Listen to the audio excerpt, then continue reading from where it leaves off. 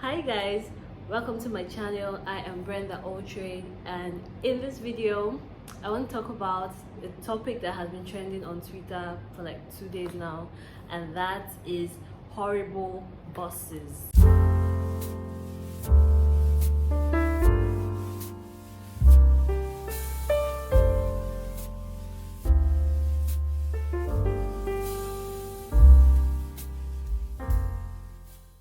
As much as it's not fair to anyone to go through any sort of workplace harassment or abuse, you also like don't have to be there for it. Like you don't have to take it. So it's shocking to even learn that employers and bosses can be that terrible, but it's also shocking to know that people really sit there and just take these things. Like, you have a choice. If there's anything that is fundamental to humans, is choice. You have a choice. You have a choice. No matter what the situation is, you have a choice. I went through a lot of tweets on Twitter concerning this topic, and a few of them stood out to me. Okay, so why are you going to pick your boss's child from their school? Why? Like, you can say no. You should say no. It's not normal. It's not part of your job description. You can say no, especially when it's not even convenient. If you have a child in the same school and you have to go there anyway, that is a different thing altogether. But if you're going there solely because your boss said, that is not in your job description. I know that the economy does not favor job seekers and employees, okay, because like we don't have a lot of options. It's not like there are so many jobs out there for you to fall back to, but still, like, I feel like you don't have to go through all of that just to keep a job. I'm not in any way in support of what these people do to their staff, but you have to also recognize the fact that you have a choice. You start to realize that our country, Nigeria especially, is so bad that people would rather take those treatments and endure those the hostility, the abuse, the everything, just to keep a job. That's to tell you the state that we're in this country, and it's heartbreaking. But to be honest, I'd rather sit at home than have to deal with anybody's bullshit, because it's really, at the end of the day, it's not worth it. You pack on a lot of trauma, a lot of PTSD from how you're being talked to how you're being treated, to how you're made to feel so insignificant because you're trying to provide for yourself. It's disgusting. It's troubling. I've had my own experience with horrible bosses, and let me tell you, I did not need anybody to tell me to get up and out of that situation. Did I need the job? Yes, because who doesn't need a job? You have to provide for yourself, especially when you're not from a privileged background. So I get that people are striving to make ends meet, and so they go through certain things just to keep the opportunities that they have grabbed. But you really, really, honestly, like, don't have to. I feel like God has a way of taking care of all of us. So like, if it's that bad, or if it's going to be that bad, like, you should probably just walk away.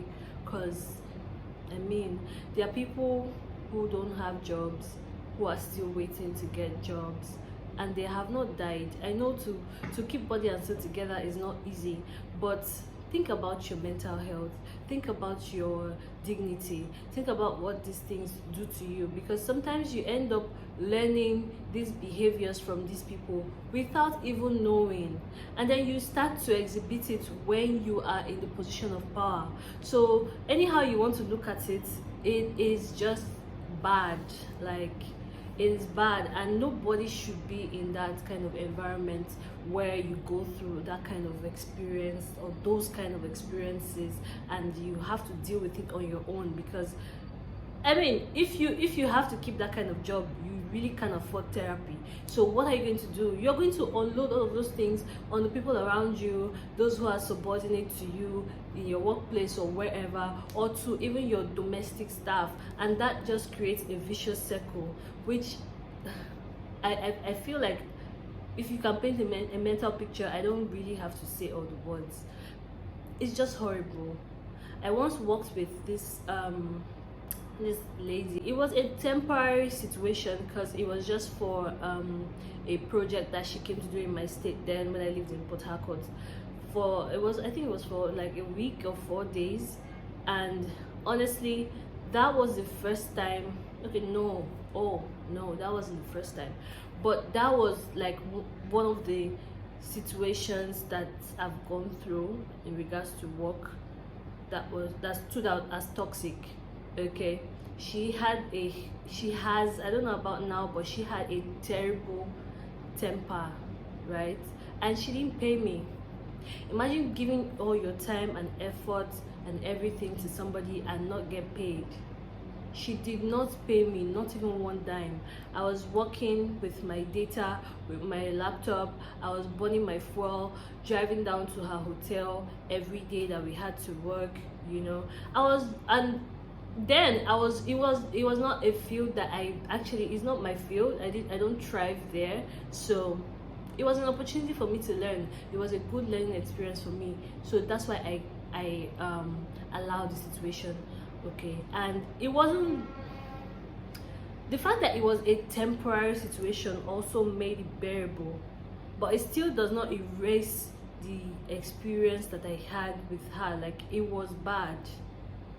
And these people at face value, they come off as very nice and caring and all about helping the next person, you know. They're trying to achieve something, but they want to build a team. That's what they make you feel. Make you feel like, well, I'm trying to build a team, I'm trying to help other people the same way I came up, you know. I'm trying to give back. That's the message of hope that they spread that's how they get people to fall for their gimmicks. And before you know, like, if you're not careful, before you know, you're hooked and you are just there. It now becomes normal. So you can imagine being that kind of person, because you're going to learn that behavior and you're going to transfer it. Like, you're going to treat other people that work with you probably the same way if you're not careful. So that alone, I think, is enough reason for you to not even allow those kind of situations to thrive. Another set of bosses that I have that I've had bad experiences with as regards to work are the ones that refuse to pay their staff. Like, I'm leaving my house every day to come work for you, or at least 5 days a week to come work for you. I'm paying my way all the way to your workplace. I'm feeding myself. Of course, you have to look presentable. That includes buying the proper work outfits, work shoes, whatever, just to look presentable for the job. As a woman, you have to make sure your hair is neat and tidy. You have to, even if you're not wearing makeup, you have to make sure that you smell good. You're going to a workplace, you don't want to smell like trash. So you incur a lot of expenses, you know, keeping yourself together, looking professional, and then you put in your intellect, your time, your efforts, your skills, everything. And at the end of the month, they come up with one bullshit story about how the company is not doing well. Mind you, in my own case, this was a new business. Like, it was a new establishment. I went to business school for a bit, so I know a little. When you start a business, especially one that requires you to employ a bunch of staff, right? You're expected to project your operation costs to at least 6 months to a year, depending on the nature of the business. That includes staff salary. So if at the end of your first month of operations you are already telling stories of how you cannot pay salary, that is already a red flag for me. But guess what? I sat there and took it for 3 months before I resigned. And when I resigned, like when my colleagues were asking me, oh, why am I resigning? I should be patient. I'm like, look, this situation is not going to change. Nobody starts a business owing their staff first 3 months salary.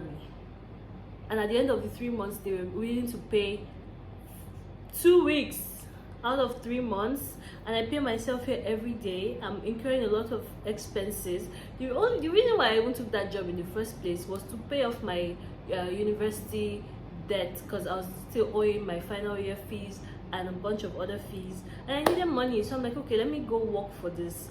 And I go to work and you're telling me stories.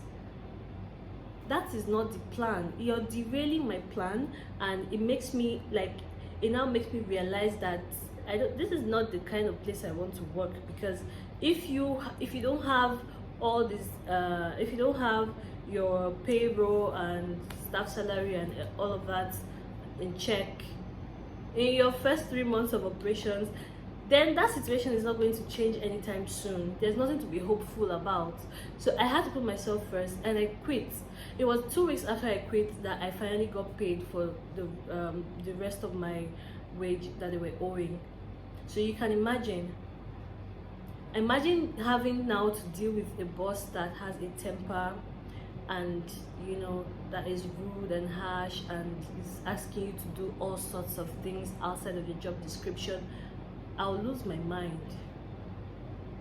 So I'm not just saying, oh, don't stay there and take it because I haven't experienced it. I'm actually speaking from experience. I wouldn't sit there and take any sort of bullshit for that long. So, but you see people, like some people who were tweeting, they are only coming out to tweet this because there was a trend on the topic horrible bosses.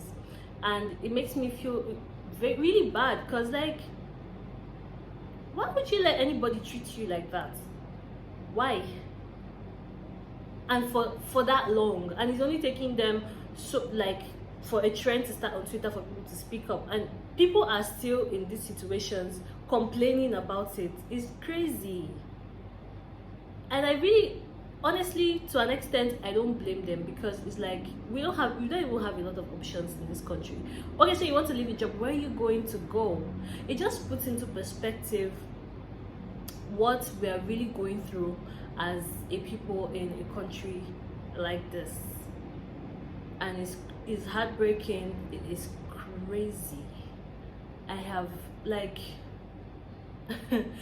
it's crazy.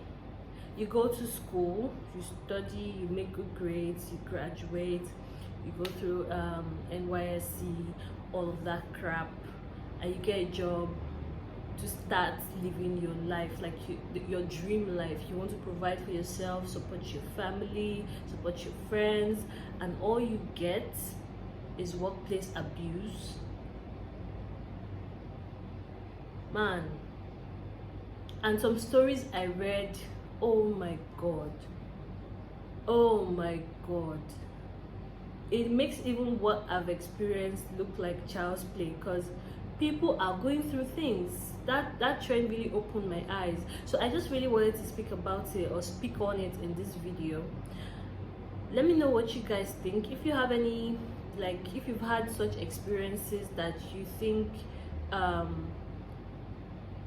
you want to share, or you're okay with sharing, please leave it in the comment section. Thank you for watching this video.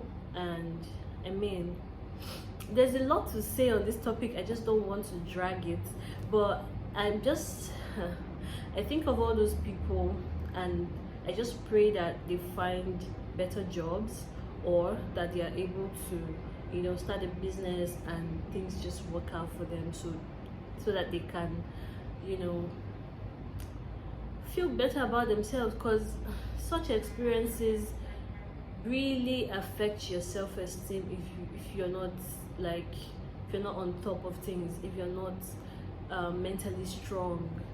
These things are really, these situations can be really damaging to your mental health, to your self-image.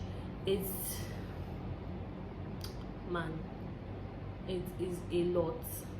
It's a lot, and it's just sad to think that people are going through all of this not to have fun, or to be able to provide for themselves.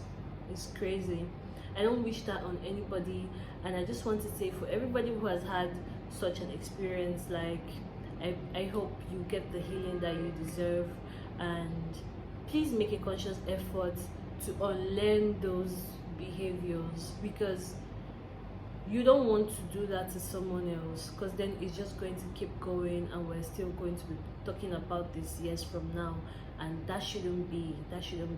So no matter how terrible, no matter how bad it was, whatever you went through, your experiences are valid, but you don't have to pass it on to other people. And the only way to not do that is to take your time and heal and unlearn all those habits that you might have picked up, because sometimes you learn things and you're not even aware. So it takes a lot of conscious effort for you to even realize that, okay, I picked this up from this experience. So sit down with yourself, journal. I find that journaling helps me process my feelings better. Like when I write down how I feel or how a situation makes me feel, it's easier for me to process and find the root of that emotion or that feeling in general. So like, take your time, process what you've been through. It's not a day's journey. It's going to take you a while, because that is not a lot. That's not a little feat. That is not anything small that you have been through. That is a lot. I cannot imagine being forced to go and pick up my boss's child from school and take them home every day or every other day against my will, just because I want to keep my job. I will go crazy. I really will go crazy. I hope that whoever is going through what, if you see this video, I pray, my prayer for you is that you will heal properly from every negative experience that you have had, whether in the workplace or otherwise, and you move on to better things. I pray that doors will open for you so that you don't have to deal with the bullshit. I pray that you have a lot of options so that you don't feel like you have to stay in a place where you're not being welcomed or where you're not treated how you deserve. Okay, my prayer for everybody is that we find the paths and we come across the opportunities that will fulfill us, not just financially but mentally, spiritually, emotionally. Pray that you find what you enjoy and that you have peace doing it, not somebody backing over your shoulder every 5 minutes. This is my prayer for everybody who comes across this video. Thank you so much, guys, for watching this video, and if you have anything to share, please leave it in the comment section. Don't forget to like and subscribe, and I'll see you in my next video. Bye.